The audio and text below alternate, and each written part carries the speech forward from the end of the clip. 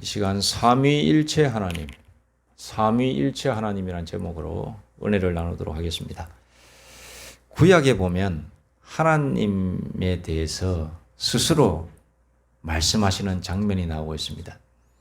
하나님께서 모세를 출애굽기에서 모세를 만나시면서 신이시여 당신이 누구십니까? 라고 이렇게 묻습니다. 내가 하나님께서 이스라엘 백성들 이집트에 애굽에서 고난당하고 있는 저 자기의 백성 자기의 민족에게로 가게 될 때에 그 사람들이 너는 누구의 명을 받아서 왔느냐라고 물으면 내가 뭐라고 대답을 해야 되겠습니까?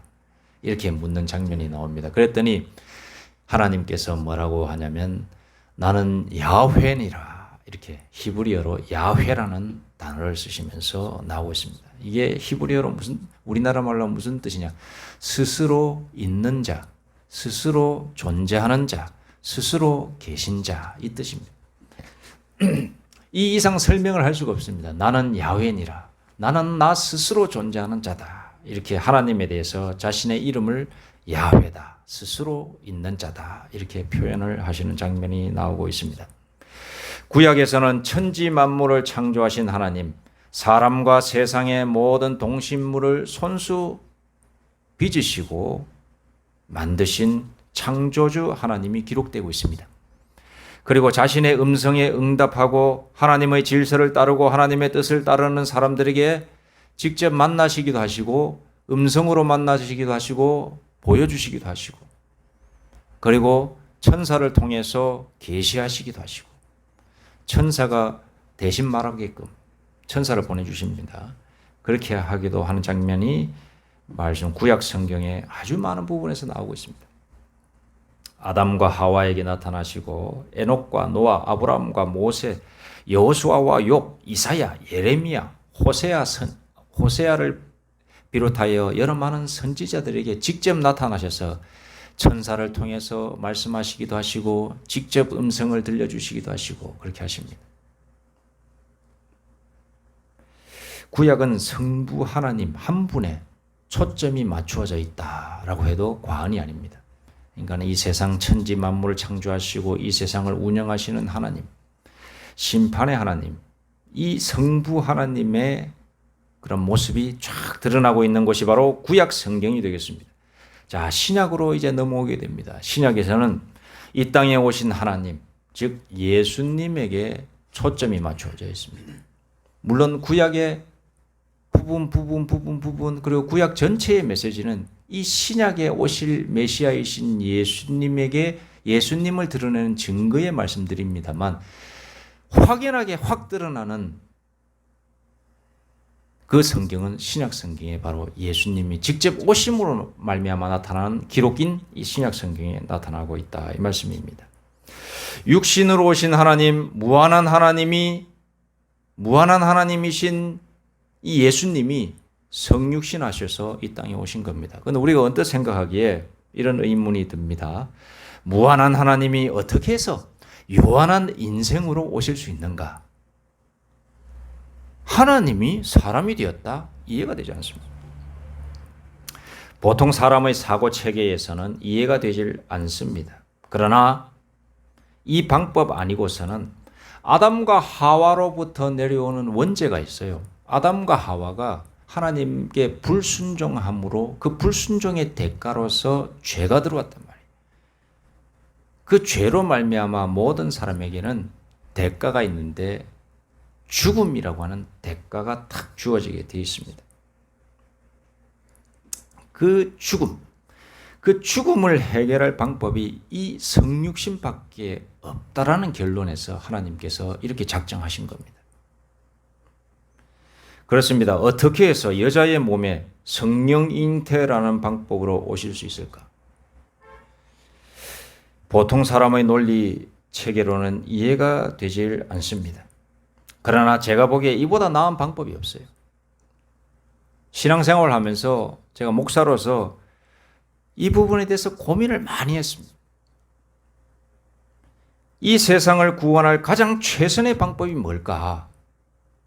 죄가 있는 상태에서 구약에서 하나님께서 죄가 있는 상태에서는 1년에 한 번씩 대속죄일로 해가지고 제사 희생제물을 데리고 와서 한번 거기다 안수를 내 1년 동안 지은 죄를 하나님 이 동물에게 아니 비둘기면 비둘기가 가져 쌌거든요. 돈 있는 사람들은 소나 양에게 이렇게 하고 데리고 와서 거기다 안수를 하는 거야. 안수라고 하는 건 뭐냐? 내 1년 동안 지은 죄가 이놈에게 다 전달되어서 이놈을 죽일 때에 내 1년 동안 지었던 죄가 소멸되기를 원합니다. 그 믿음으로써 제사를 지내는 거예요. 1년에 한 번씩. 구약에는 그렇게 1년에 한 번씩 대속죄일 날 다 구름대처럼 예루살렘을 모여오고 피비린내가 진동했다라는 그런 역사가 있어요. 얼마나 많은 양을 잡고 서로 잡고 잡았는지. 그렇게 했던 그 과정을 수백 년, 수천 년 동안 해온 거예요. 그러한 과정에 있는 구약의 시대적 배경 속에서 하나님께서 이걸로는 안 된다. 이걸로는 사람의 죄 원죄를 씻을 길이 이거는 근본적인 해결책이 아니다. 고민하고 고민하신 것 같습니다. 이건 제 유한한 인간의 입장에서 생각하시 하나님을 이해하는 입장에서 생각하는 겁니다. 결론이 뭐냐? 성육신하여 하나님이신 예수님이 친히 이 땅에 오셔서 본인이 죽지 않으면 완전한 희생제물이 될 수가 없다. 1년마다 희생제물 받기도 귀찮다. 한 방에 끝내주겠다. 이건 조금 쉽게 말씀드립니다만은 이해하기 쉬우라고 이렇게 말씀드리는 겁니다. 결코 이렇게 경망한 그런 내용은 아니죠. 한 번에 그냥 싹 이걸로 다 끝내겠다. 그러면서 예수를 성육신 시키셨어. 그를 어린 양양 삼아 십자가에서 죽이신 것. 하나님께서 죽도록 희생제물로 만드신 겁니다. 자, 그 방법에서 이 희생제물이 보통은 1년 된 어린 양을 희생제물로 주로 많이 썼습니다. 대제사장이 대표로 해서 또 이렇게 한번 양을 잡는데 2년 된 양도 아니고 3년 된 양도 아니고 1년 된 어린 양을 잡습니다. 목을 따고 피를 낼 때에 그게 무슨 의미가 있느냐? 1년 된 어린 양은 그야말로 죄가 없고 깨끗하다라고 하는 상징이 있어요. 그 어린 양을 사람으로 따지면 성육신하신 예수님이 되는 것이다 이 말입니다. 그래서 이 예수님이 죽음으로 말미암아 모든 사람의 원죄를 대신 지을 수가 있는 완벽한 희생제물이 된다 이 말씀입니다. 그러니까 이런 방법으로 하지 않으면 안 되기 때문에 성육신하여서 동정녀 마리아에게 성령 잉태라고 그러죠. 성령 잉태를 하여서 하는 과정 외에는 방법이 없는 겁니다. 기독교 신앙을 가지려고 하는 사람들에게 물었습니다. 처음에 기독교 신앙을 가질 때 가장 힘들었던 부분이 뭡니까? 그 부분이 뭐냐면 다른 건 다 하나님은 전능하시고 다 믿겠는데 하나님은 믿겠는데 이 성육신 사건 동정녀 마리아에게 꼭 성령 잉태로 태어나셔야만 해. 이게 도무지 받아들여지지가 않는다라고 하는 거였어요. 그러나 이 방법이 완전하진 않아요. 우리가 보기에 사람의 입장에서 보기에는 완전하지 않지만 이 방법 아니고서는 구약부터 내려오던 그 희생제물을 통하여 하나님께 사죄받던 그런 과정이 완전히 일치하기 위해서는 이 과정과 비슷하게 하지 않으면 안 되는 거예요. 그래서 동정녀 마리아에게서 예수님은 흠이 없는 제물이어야 되기 때문에 완전한 남녀 간의 관계로 임신한 아이가 아니어야 되는 거예요. 그래서 성령에 의해서 잉태는 해야 되는 거예요. 그리고 어디에서 뚝 떨어져서 아니 하나님이시니까 갑자기 저 사막 가운데서 성인 남자가 멀쩡하게 그냥 걸어서 딱 나오시는 그런 시나리오로 하시면 안 되냐.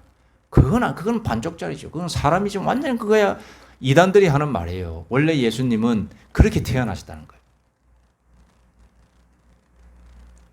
원래 우리하고 다른 존재로 짠 하고 태어나셨다. 이렇게 말을 하는 사람은 그게 이단입니다. 그야말로 어미의 배 속에서 대신에 그것이 남녀간의 관계가 아닌 성령에 의해서 잉태되었으나 동정녀 마리아의 배에서 사람의 그 태어남의 과정 해산의 고통을 거쳐서 태어나는 거기에부터 시작하는 거예요.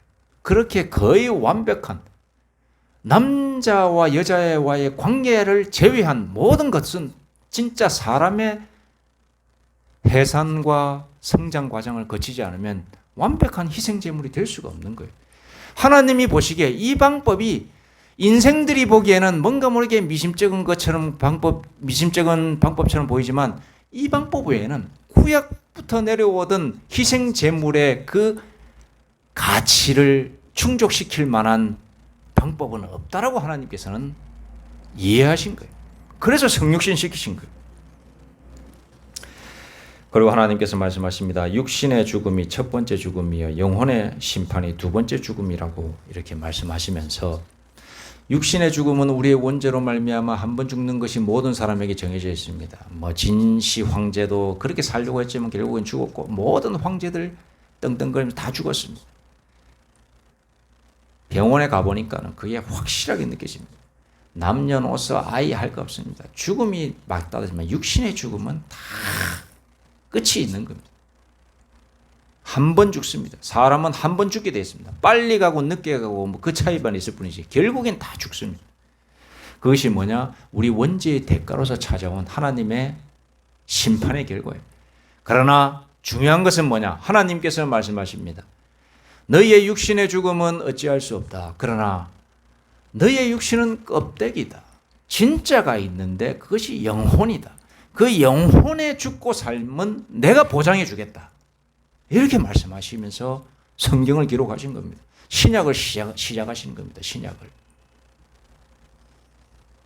육신의 죽음은 모든 인류가 공통된 한 번의 죽음입니다. 그러나 우리의 진정한 자아인 육신에 갇힌 영혼이 진짜인데 이 영혼의 죽음만은 살리고 싶으신 하나님의 계획이 바로 하나님께서 사람의 형상을 가지시고 이 땅으로 이 세상으로 오시기로 결정하신 것이다. 이 말씀입니다. 그게 바로 성육신이. 그리고 이 땅에 내려오신 하나님이신 예수님은 십자가에서 모든 인류를 대신하여 십자가라고 하는 형틀에서 죽으심으로 완전한 희생제물이 되신 겁니다. 자, 하나님이신 예수님이 희생양이 되셔서 희생의 어린 양이 되셔서 하나님이 죽으시면 모든 인류의 죄가 소멸될 조건이 충족되는 겁니다. 죄 많은 사람이 한 사람이 죽으면 한 사람만 대신할 수 있지만 이분 죽으신 분은 예수님 하나님이시니까 대신 사람을 위해 죽어주신 것은 이 세상 사람을 창조하신 모든 사람을 대표한다라는 겁니다. 그러므로 예수님의 죽음은 모든 인류의 원죄를 대신한 죽음과 바꿀 수 있는 거예요. 그 능력이 있는 겁니다.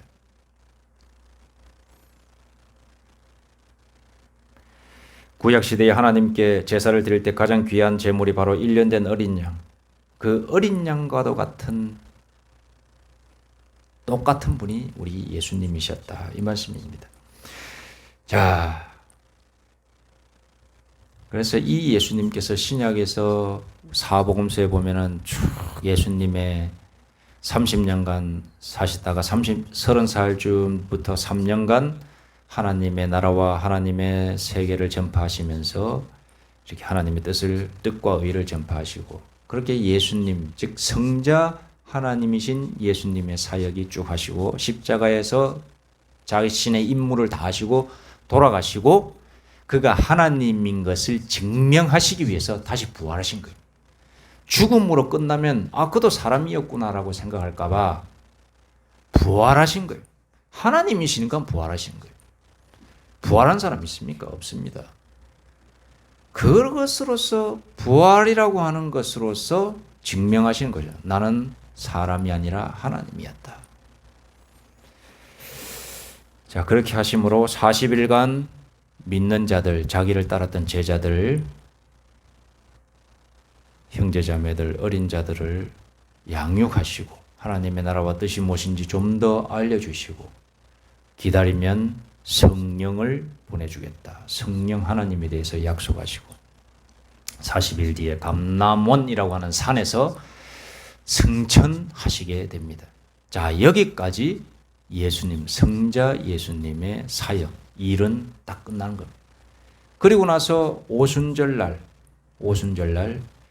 예수님께서 내가 가면 보내주겠노라. 나보다 더 너희에게 더 유익한 하나님이 너희의 마음속에 너희의 영혼 속으로 찾아올 것이다. 이 약속하신 분이 바로 성령님, 성령 하나님, 거룩한 영이라는 뜻인데 거룩한 영이신 하나님께서 우리의 마음속에 내주하신다고 그러는데 마음속에 자리를 잡고 앉으신다. 우리의 믿음 속에 자리를 잡고 계시는 하나님께서 내려오시게 되는 것입니다. 사도행전 2장에 보내 이렇게 되어 있습니다. 오순절 날이 이미 이르매 그들이 다 같이 한 곳에 모였더니 사도행전 2장 1절부터 13절까지입니다. 호련히 하늘로부터 급하고 강한 바람 같은 소리가 있어 그들이 앉은 온 집에 가득하며 마치 불의 혀처럼 갈라지는 것이 그들에게 보여 각 사람 위에 하나씩 임하여 있더니 그들이 다 성령의 충만함을 받고 성령이 말하게 하심을 따라 다른 언어들로 말하기를 시작하니라.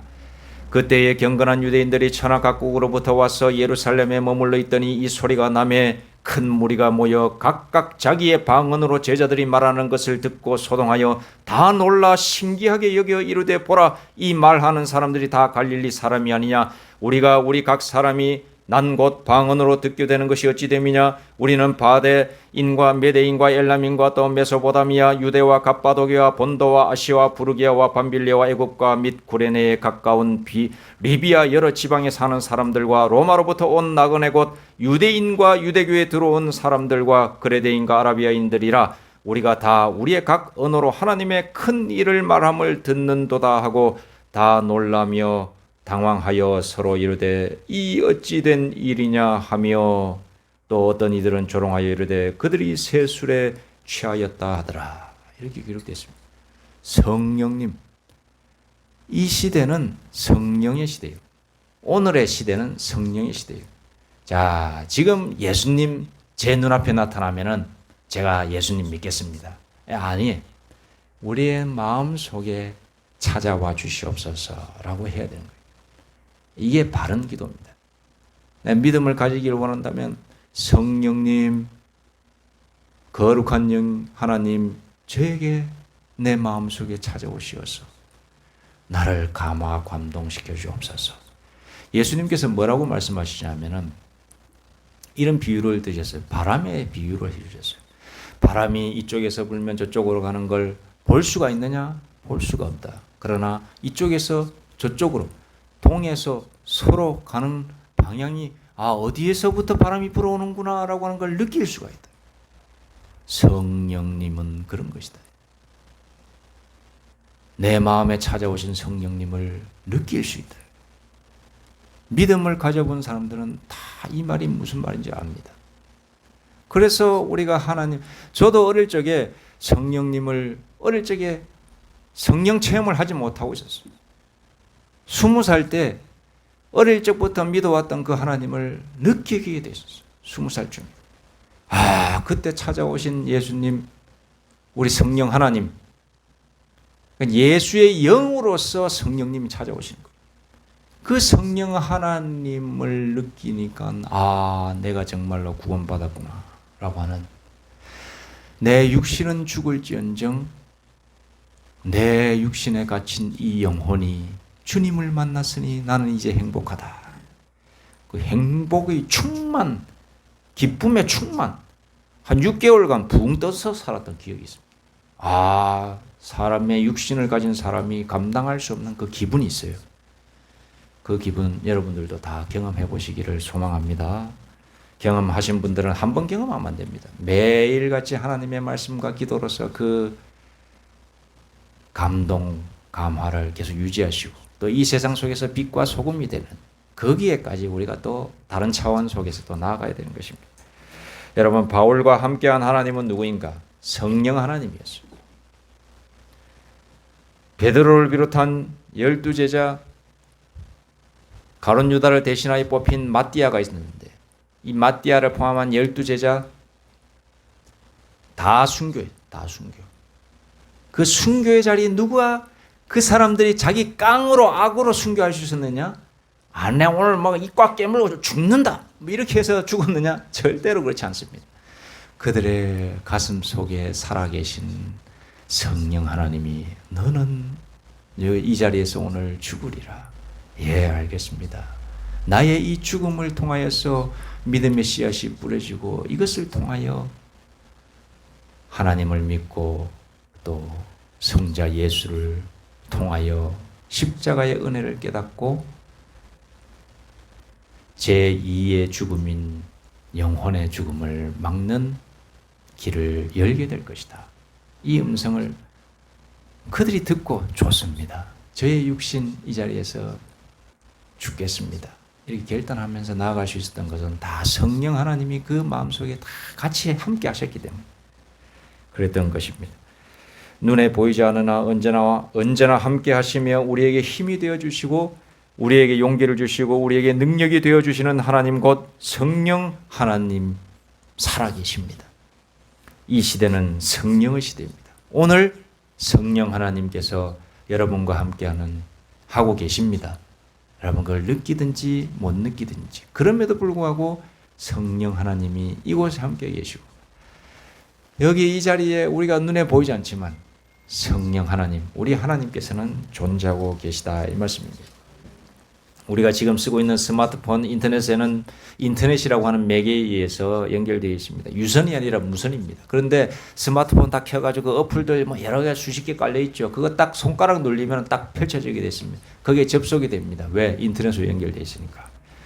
여러분 눈에 보이지 않지만 눈으로 보여지게 되죠. 실제한다 이 말이에요. 그리스도인들 즉 예수의 사람들도 예수님을 통하여 우리 성령님을 통하여서 다 연결되어 있습니다.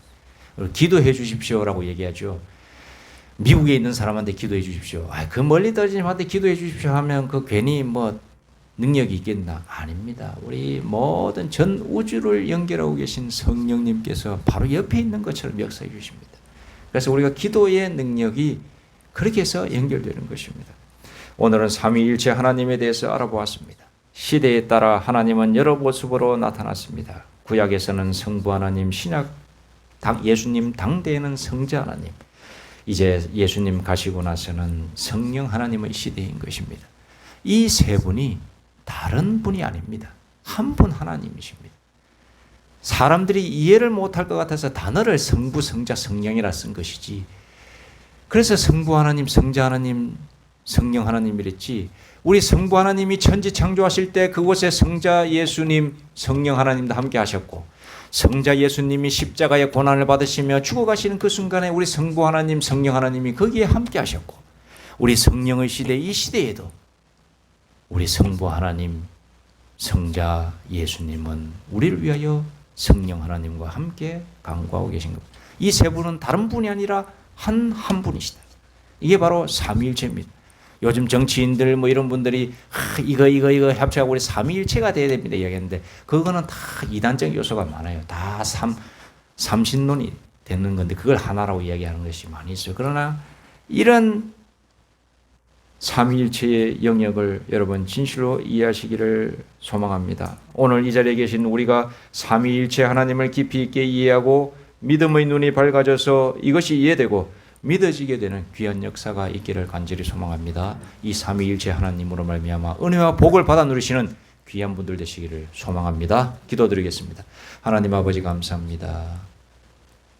삼위일체 하나님을 이해하게 될 때에 하나님의 역사를 더욱더 우리가 피부로 느낄 수가 있습니다. 이 삼위일체 하나님을 우리가 바로 알게 하여 주시고 이단에 빠지지 않게 하여 주시고 하나님의 은혜 속으로 더욱더 깊이 있게 들어갈 수 있도록 하여 주시고 하나님의 복을 받아 누리는 저와 우리 모두가 될 수 있도록 인도하여 주옵소서. 감사드리오며 예수님의 이름으로 기도드립니다. 아멘.